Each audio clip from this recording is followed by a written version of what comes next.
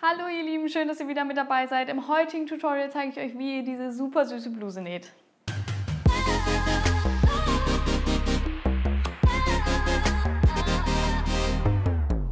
Ich glaube, es ist offensichtlich, die Bluse hat wunderschöne Rüschen an den Armlöchern. Die gehen ins Vorder- und ins Rückteil.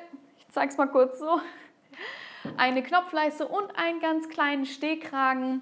Sonst ist nicht viel dran an dieser Bluse, denn ich finde, genau das macht sie aus, dass sie so schön clean ist und dann aber diese besonderen abstehenden Rüschen. Gerade wenn man diese Bluse aus einem Baumwollpoplin macht, wie ich das jetzt in diesem lila Baumwollpoplin gemacht habe, stehen die Rüschen so richtig schön ab und machen so eine richtig schöne Statement-Shoulder. Finde ich richtig cool und richtig besonders. Wenn ihr es nicht ganz so dramatisch haben wollt, könnt ihr auch gerne eine Viskose nehmen, denn bei einer Viskose flattert das ja ein bisschen mehr und fällt vielleicht ein bisschen runter und steht nicht so. Ich finde beide Varianten wunderschön. Ich habe es auch in beiden Stoffen schon mal genäht, deswegen da könnt ihr euch komplett austoben. Bevor wir mit dem Zuschnitt starten, habt ihr euren Stoff gewaschen und gebügelt und dann legen wir uns den rechts auf rechts aufeinander. Ich habe hier oben den Stoffbruch und hier unten meine Webkante und dann legen wir jetzt die Schnittteile wie im Zuschneideplan gezeigt auf den Stoff. Wichtig ist, dass ihr euch auf jeden Fall die Schnittteile ausrichtet, also einmal den Fadenlauf bis runter zur Webkante messen, damit die Schnittteile auch genau im Fadenlauf sind. Das Rückteil wird am Bruch zugeschnitten, das heißt nur einmal drumherum ausschneiden und nicht die Kante.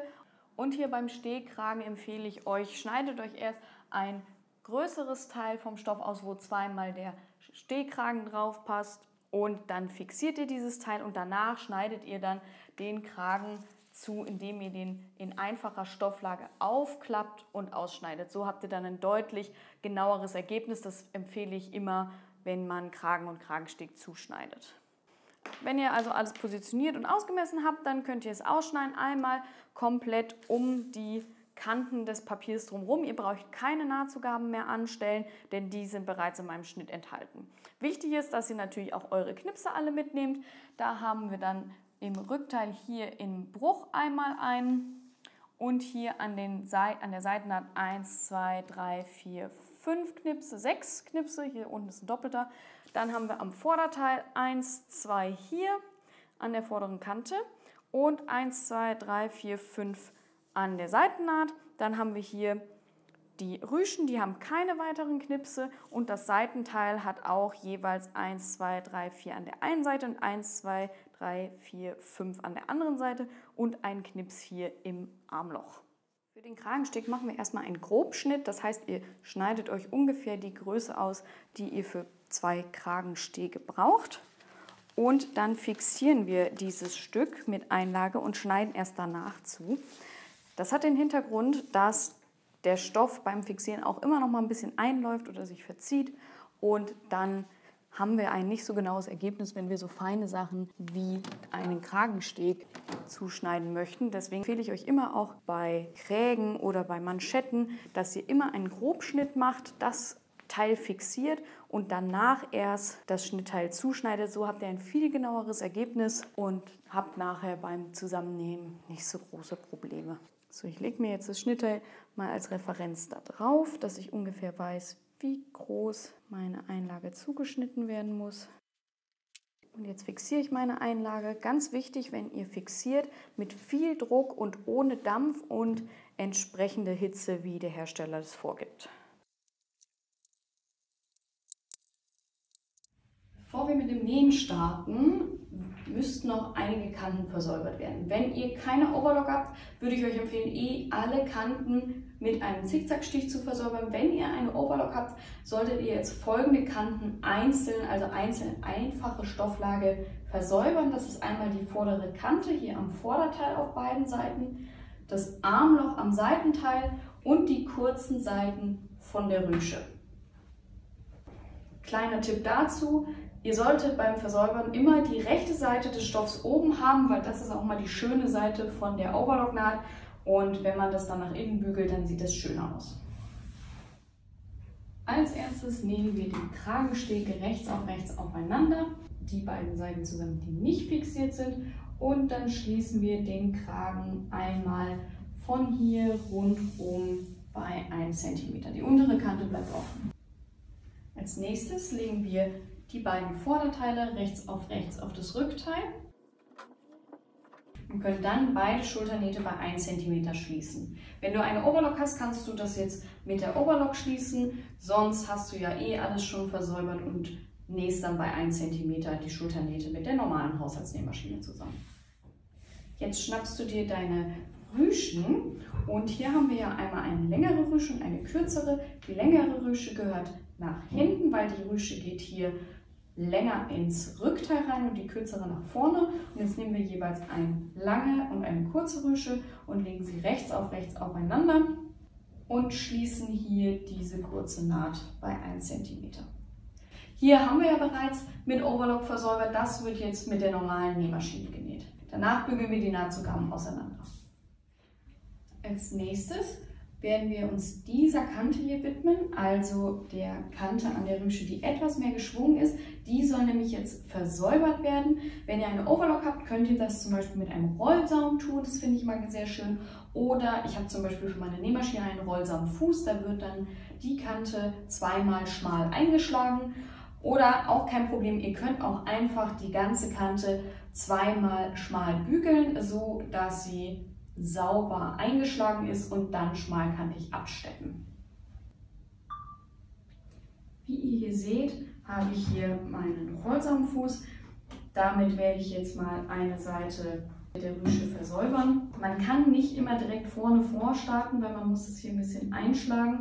Ihr könnt aber wie gesagt auch einfach mit dem Bügeleisen zweimal schmal einschlagen und das Ganze dann absteppen. Ich mache das jetzt mit dem Fuß, weil das geht ein bisschen schneller und ist auch sehr gleichmäßig.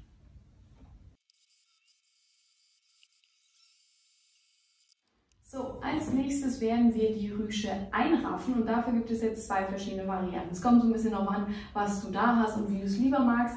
Variante Nummer 1 wäre dieses Framilon-Band. Das ist so ein durchsichtiges Band, was extrem elastisch ist.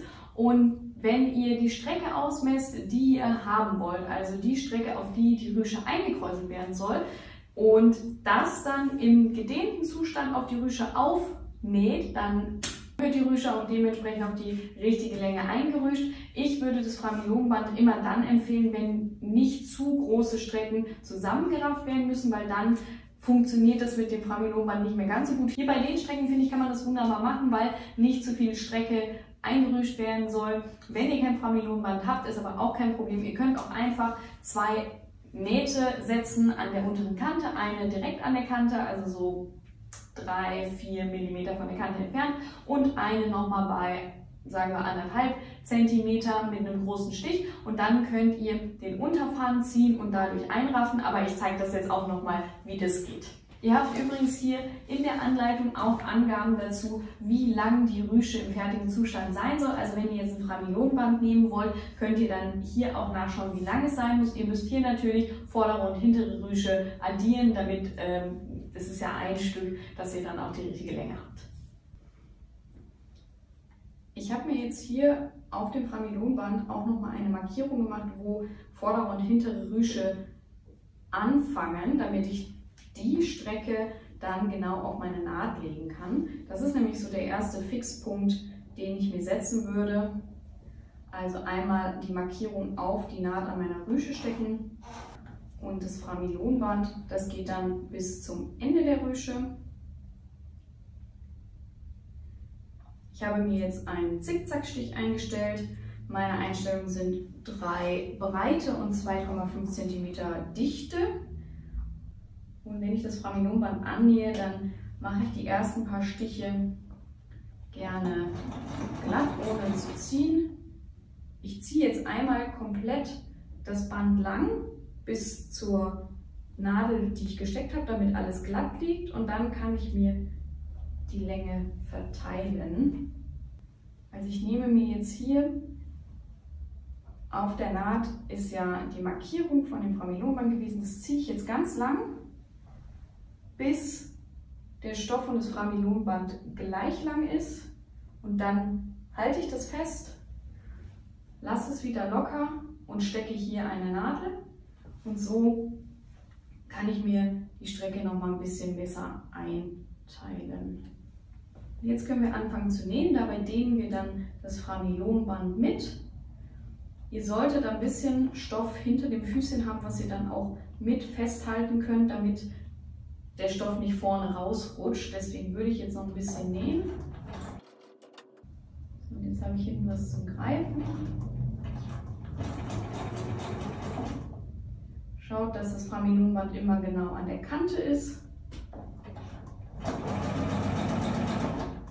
Es ist nicht immer so einfach im Handling und ich bräuchte mal noch eine Hand. Aber ihr seht, das Band wird jetzt auf Spannung angenäht und hier sieht man schon, das wird eine wunderschöne Rüsche. Und das macht ihr jetzt einfach so weiter bis zum Ende.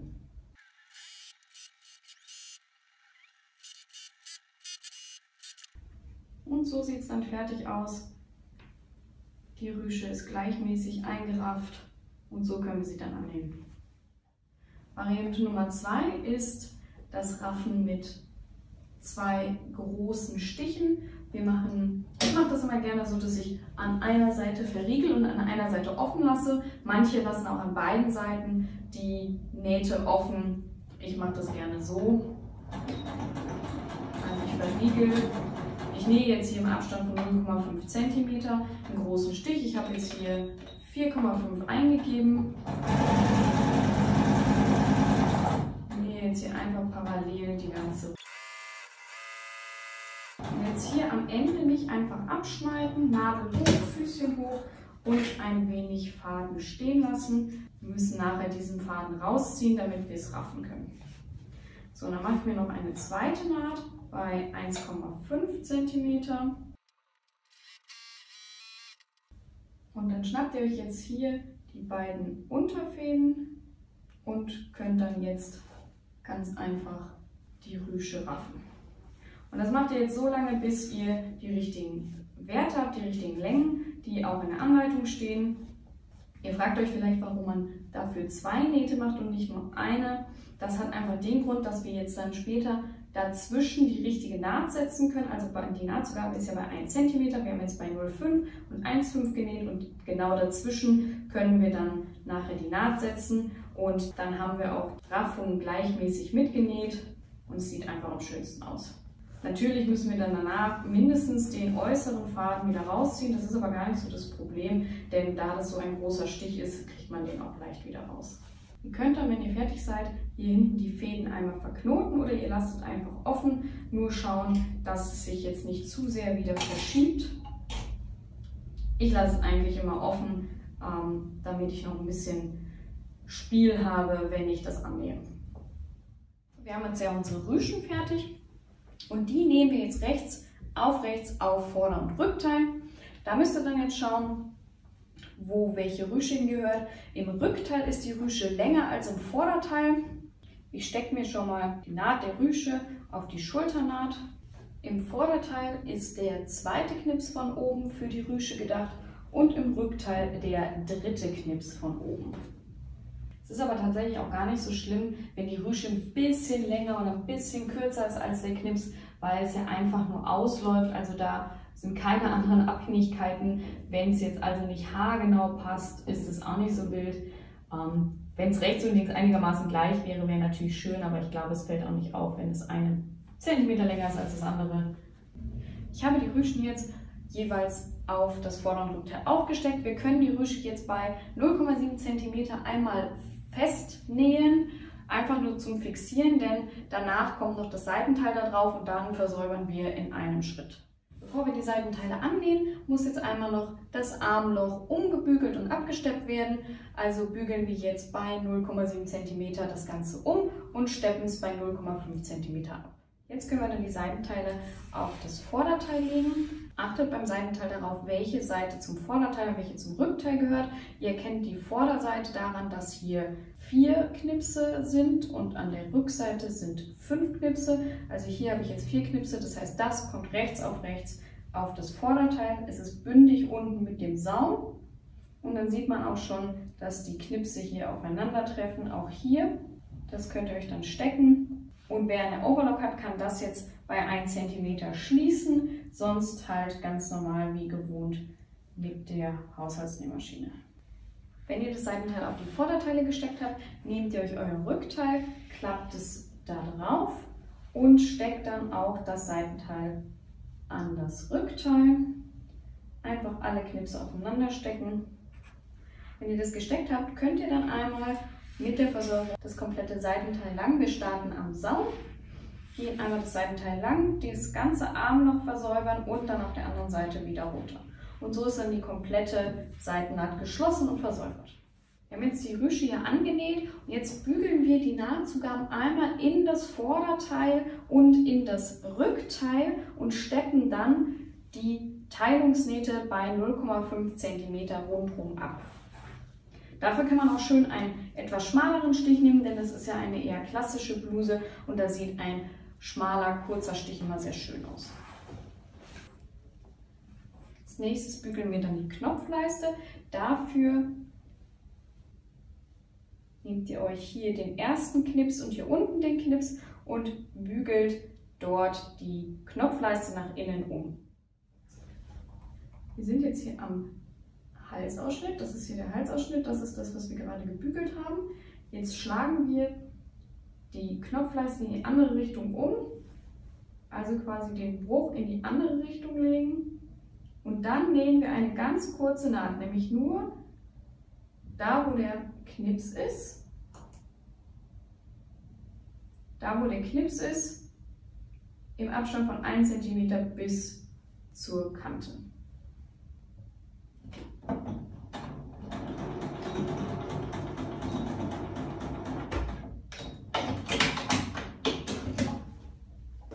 Jetzt schnappt ihr euch eine scharfe Schere und dann schneiden wir von dem Knips bis kurz vor die Naht ein.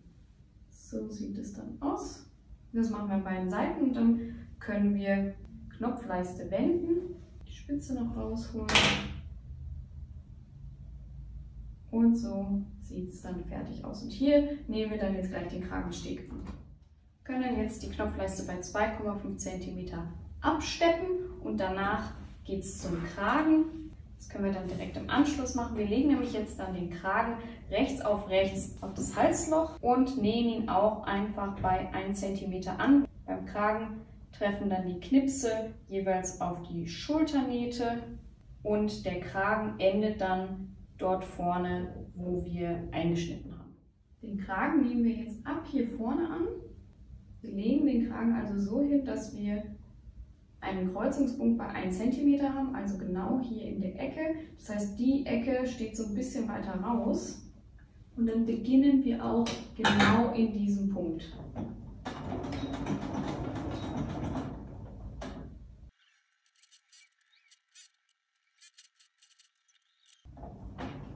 Hier vorne am Ende ist es dann wichtig, dass ihr genau auch wieder in diesem Kreuzungspunkt endet, damit der Kragen ordentlich abschließt. Wenn ihr den Kragen jetzt drin habt, könnt ihr ihn dann auch mit der Overlock versäubern. Ich würde nur immer halt erstmal den Kragen annähen und schauen, ob alles zusammenpasst, weil manchmal stimmen die Längen dann nicht ganz. Aber wenn dann alles stimmt, könnt ihr auch einmal noch mal mit der Overlock drüber. Jetzt haben wir noch zwei Dinge, die uns fehlen. Einmal den Saum und die Knopfleiste. Für die Knopflöcher markiert ihr euch einmal auf der rechten Seite die Knopflochposition mit der Anzeichenschablone. Und am Saum bügelt ihr zweimal 1 cm nach innen um und steppt den Saum bei 0,7 cm fest. So, die Bluse ist fertig. Ich finde sie einfach richtig, richtig schön. Besonders in diesem Fliederton, das ist ja total angesagt. Und diese Rüschen, die so abstehen, da könnte ich den ganzen Tag irgendwie drin rumspielen. Aber wie auch immer, falls ihr noch Fragen oder Anregungen habt, schreibt mir gerne an christina@bara-studio.com und folgt mir bei Instagram unter bara_studio. Abonniert meinen Kanal hier und gebt mir einen Daumen hoch.